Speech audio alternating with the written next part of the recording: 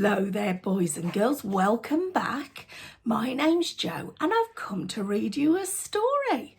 Today's story was one of my son's favourites when he was younger, and it was one of my favourites too. It's very funny and it's called A Squash and a Squeeze. Look at all the animals that are in the book.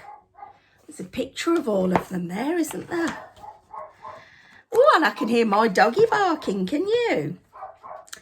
A little old lady lived all by herself, with a table and chairs and a jug on the shelf. There she is, look.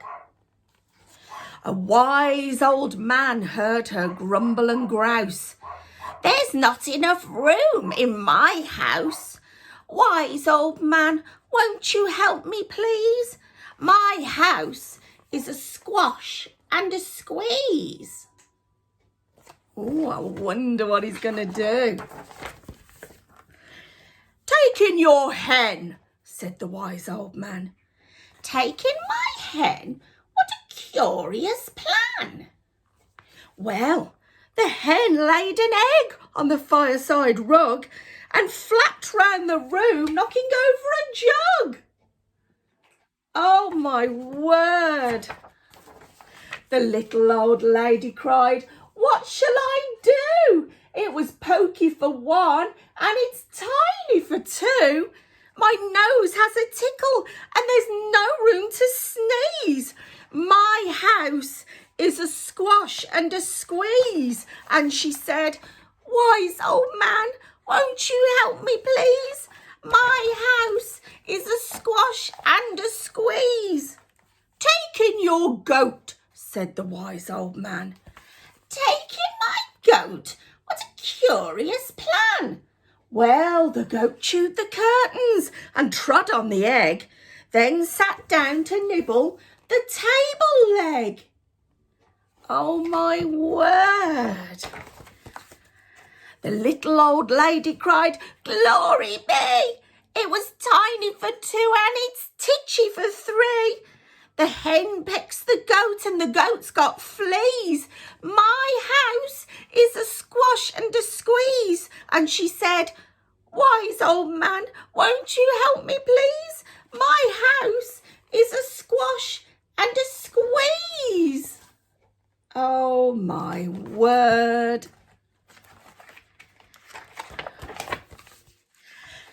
"Take in your pig," said the wise old man. "Take in my pig? What a curious plan." So she took in her pig, who kept chasing the hen and raiding the larder again and again. Oh, my word. The little old lady cried, "Stop, I implore. It was titchy for three and it's tiny for four. Even the pig in the larder agrees. My house is a squash and a squeeze." And she said, "Wise old man, won't you help me, please?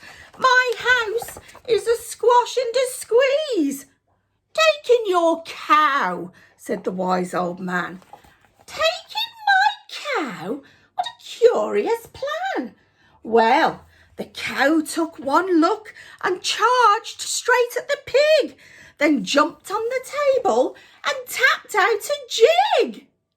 Oh, my word, I've never seen a cow jig before, have you?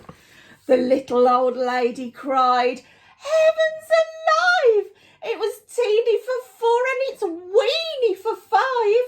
I'm tearing my hair out. I'm down on my knees. My house is a squash and a squeeze." And she said, "Wise old man, won't you help me, please?